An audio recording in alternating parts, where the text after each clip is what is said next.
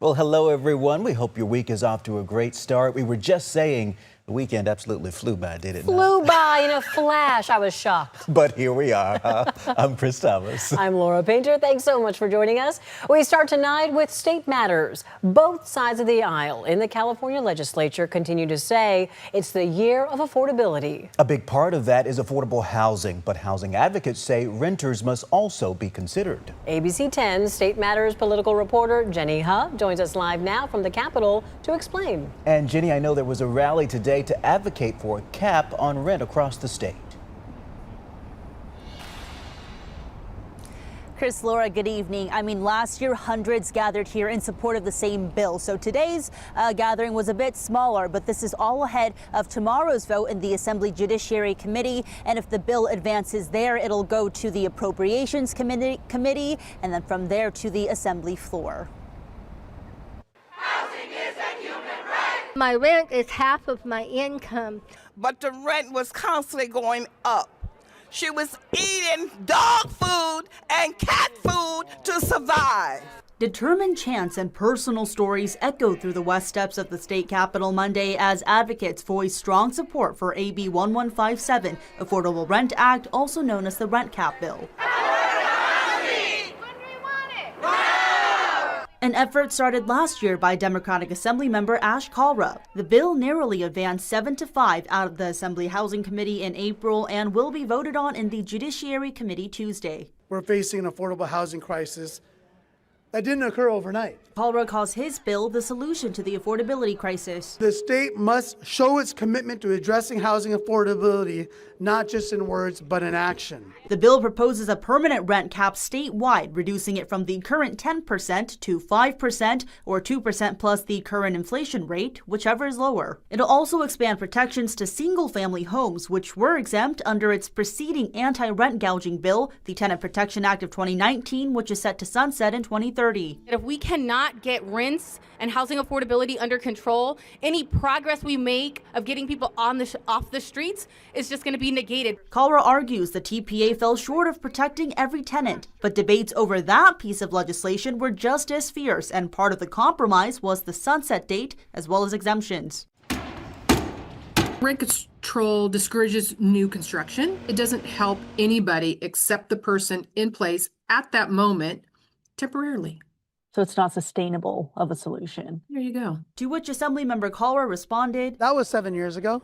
And what has happened in the last 7 years? We had a pandemic, and we've seen the housing market get tougher and tougher and tougher. The reality is it's harder now than it's ever been for tenants in California.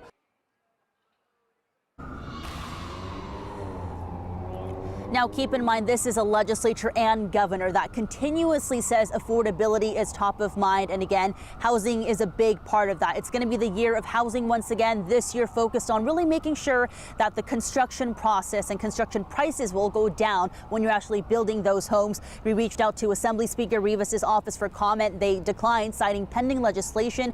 But again, they point to what they did in the last legislative year, which was really trying to expedite the housing construction process. So that is something we'll continue to observe as this bill awaits its future. And I know it's all about timing here, Jenny. Tell us more about what you're keeping an eye on as this bill advances. Per Politico, it's interesting. Last year, AB 1157, which is when it was proposed, it was not part of the list of housing bills that Speaker Rivas publicly backed. So again, that's something to keep an eye on, whether it's Republicans or Democrats, right? What type of housing legislation and reform will we be passing and really looking at in the name of housing affordability? Assemblymember Kalra has said he supports what the legislature has done last year. Again, streamlining that construction process and really clearing some of the red tape that's required to build housing. But now we got to get to that building process, and it's always a high cost of supply that is also a concern for people. So that'll be the driving conversation here when it comes to housing affordability this year. Also, the Assembly member says there are so many families out there, specifically renters, that cannot wait for these housing projects to be built. So we need to address the now of affordability, especially when it comes to renters. Yeah, Jenny, we know there are a lot of moving parts here. Break down for us. Tell us, what are the main points opponents are citing here? You heard from one of the main opponents in the story, Chris and Laura, but she emphasizes that in 2019 with the Tenant Protection Act, again, what preceded AB 1157, there was a lot of compromise reached between supporters and opponents. A big part of that was the sunsetting, right? The Tenant Protection Act is set to sunset in 2030. And that kind of time deadline was for purposes for the legislature to really examine pro-housing legislation and pass that. So she's saying the deadline was intentional. There's no reason to make it permanent. So that's what we're hearing from opponents. That is good to know. Jenny, thank you. We always appreciate you breaking down these complex issues. Thanks so much. Well, listen to this. Drivers in Solano County say they're being charged by mistake for using the new express lanes on I-80 in Vacaville and Fairfield. The toll lanes are designed to let drivers pay to bypass traffic, and they officially went live last month. But according to a social media post from the mayor of Sassoon City, residents are being charged fees from the new express toll lane on I-80 when they're driving in the adjacent lane. The Metropolitan Transportation Commission says the post led the Bay Area Fast Track team to join the conversation. It comes after one driver said he received a notice for 75 cents, but claimed he was not in the express lane. He was refunded his money after reviewing this picture that was too dark to see. We're continuing to monitor operations. That's part of what the toll money goes for, is for us to continually monitor operations and fine-tune the equipment. And Goodwin says the charges can then be investigated. They've also asked their customer service center to make them aware of these particular claims so that they can identify a problem with either the cameras or the fast track reader. And if you do have any issues, you can always call 877-BAY-TOLL. Heads up, SAC RT light rail service is back up and running again after a copper wire theft disrupted the Gold Line. You may remember the vandalism shut down trains along a 5-mile stretch between the 13th Street and Power Inn stations while crews made repairs. Riders should still expect some delays, though. Officials urge you to report any suspicious activity you might see near train tracks and stations. Well, still ahead, protests, a government crackdown, and talk of war. Tonight, the growing crisis in Iran. And a Department of Justice investigation into the Federal Reserve and its chairman. Tonight, the claims against Jerome Powell. And in the short term, we're going to continue to see cold mornings, frost, and valley fog. But in the longer term, high pressure overhead keeps us dry. We'll talk about when that could change later in the show.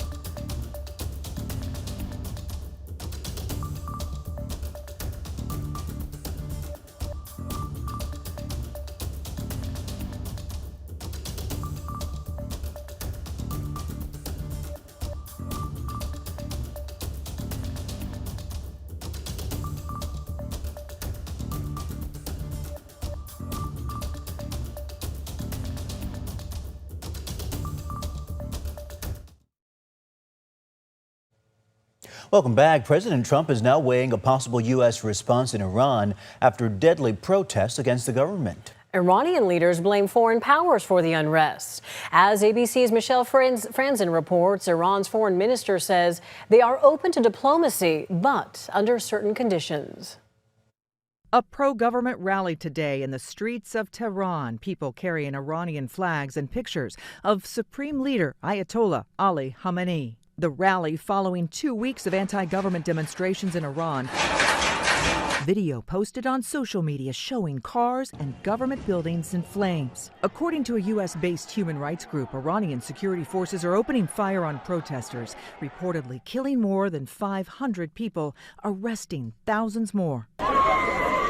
Video also showing dozens of body bags outside a morgue south of Tehran, people looking to identify their loved ones. Iran's foreign minister saying today the protests are under control, and he blamed the U.S. and Israel for the unrest without offering evidence. President Trump has expressed support for the demonstrators. He says Iranian leaders called him this weekend to negotiate, but the president says he's weighing possible military action in Iran. We're looking at it very seriously. The military is looking at it, and we're looking at some very strong options. A top Iranian official warning the U.S. military and Israel would be legitimate targets if the U.S. strikes Iran. Some U.S. lawmakers warning against U.S. military involvement. The best way is to encourage them and say that, of course, we would recognize a government that is a freedom-loving government that allows free elections, but bombing's not the answer. U.S. military action in Iran would be a massive mistake. It would have the effect of giving the Iranian regime the ability to say it's the U.S. that's screwing our country up. Meanwhile, U.S. officials say President Trump will be briefed at the White House tomorrow on possible U.S. responses. The Department of Justice opened an investigation into the Federal Reserve and the renovation of their D.C. headquarters. Federal prosecutors are also investigating Fed Chair Jerome Powell. Prosecutors say Powell lied to Congress when he testified before the Senate Banking Committee last June about the cost of the renovations. The price tag on the renovations is about $2.5 billion. Yesterday, Powell pushed back against accusations the project was mismanaged. He said the threat from the Justice Department is more about disagreements with President Donald Trump over lowering interest rates. The threat of criminal charges is a consequence of the Federal Reserve setting interest rates based on our best assessment of what will serve the public, rather than following the preferences of the president. Powell said the Fed has to be able to set interest rates based on evidence and economic conditions, and it should not have to answer to political pressure and intimidation. Well, coming up next at 5:30, he spent decades giving to the community. Now he's thankful to be alive. Tonight, a Stockton leader opens up about the crash that changed his life. Plus, Macy's is shutting down another Northern California location. Why the company says closing stores is part of its comeback plan.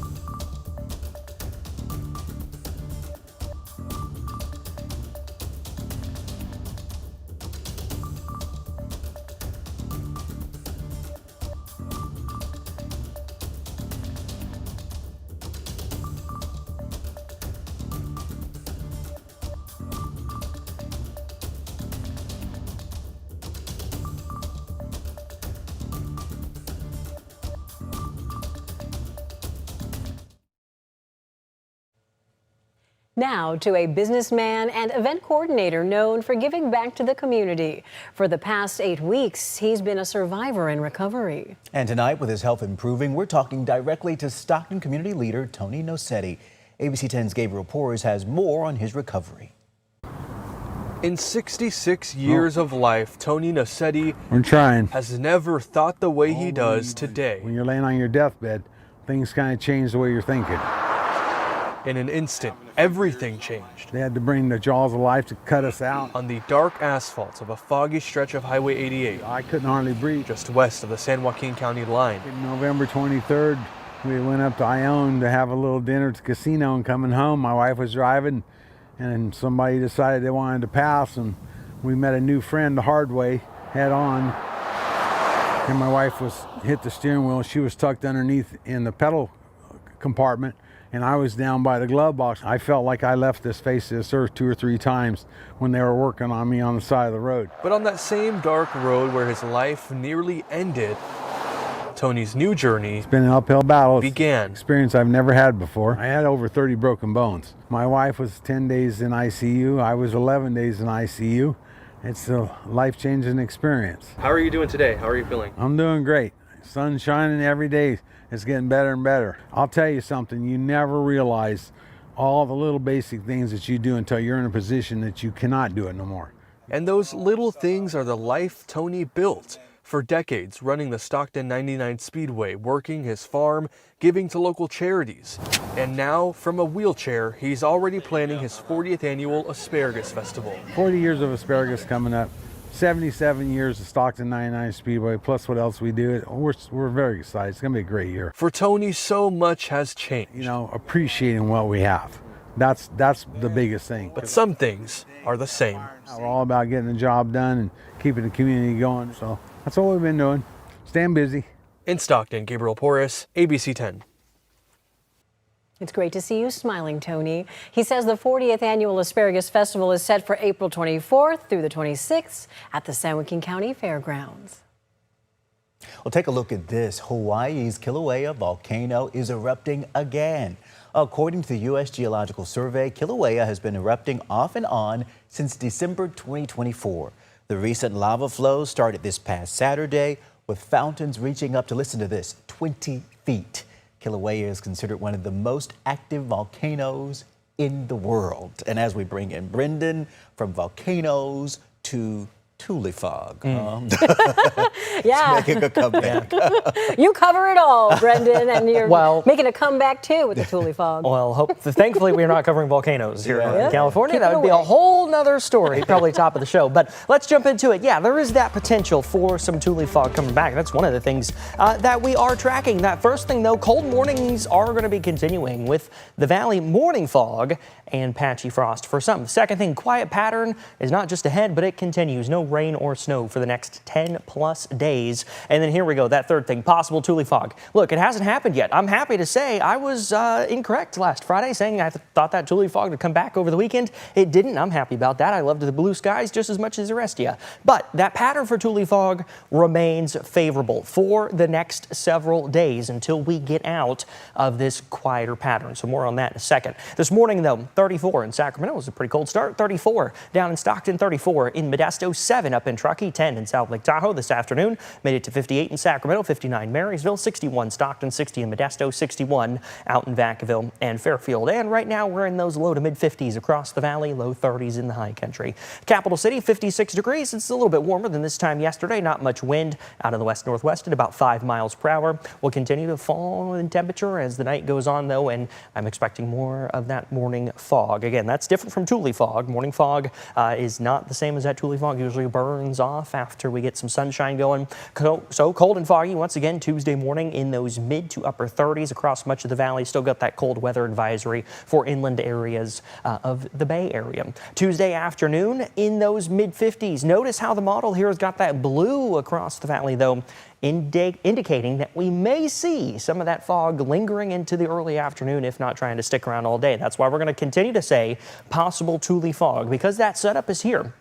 High pressure's sitting right overhead. This is Thursday now, and high pressure is still directly overhead. And look at how this ridge is being built, not just across the U.S. West Coast, but all the way up off the coast of British Columbia. The storm door for the entire coast of America and Canada is completely closed. We're not looking at any storms coming in from the Pacific over the next week. That may start to change as we get towards January 20th, January 25th, somewhere in that window. As high pressure may start to recede. But what it's doing is because we've got such a big ridge on the west coast, it's allowing for some very cold air to work its way into the Great Lakes. So very likely warmer over the next 6 to 10 days here on the west coast, and in the southwest, likely drier as well. Could that change? Well, as we look at the Pacific North American pattern, this tells us if it's positive, high pressures overhead, typically warmer and drier. If it's negative, typically cooler and wetter with that storm door open. So you see, as we work through about January 20th, high pressure still overhead because we're positive. But as we get in towards the end of the month, it goes negative. High pressure starts to move out.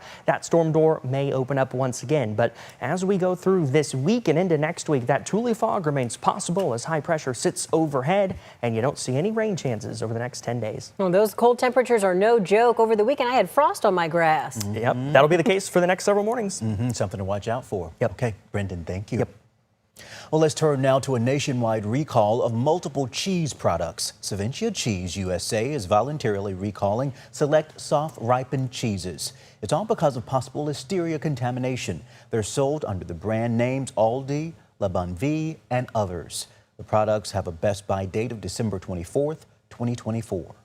The Macy's store at the West Valley Mall in Tracy is set to close. The Tracy location is among more than a dozen Macy's stores across the country scheduled to close this year. The closure is part of Macy's broader turnaround strategy dubbed Bold New Chapter, which was announced in 2024. Despite the upcoming closures, Macy's has reported an increase in sales, noting the targeted store reductions allow the company to focus on improving customer service, modernizing its strongest locations, and strengthening its supply chain. Okay, the mullet is making a comeback. Look at those guys. And it's being judged in a celebration and contest of one of the boldest hairstyles around.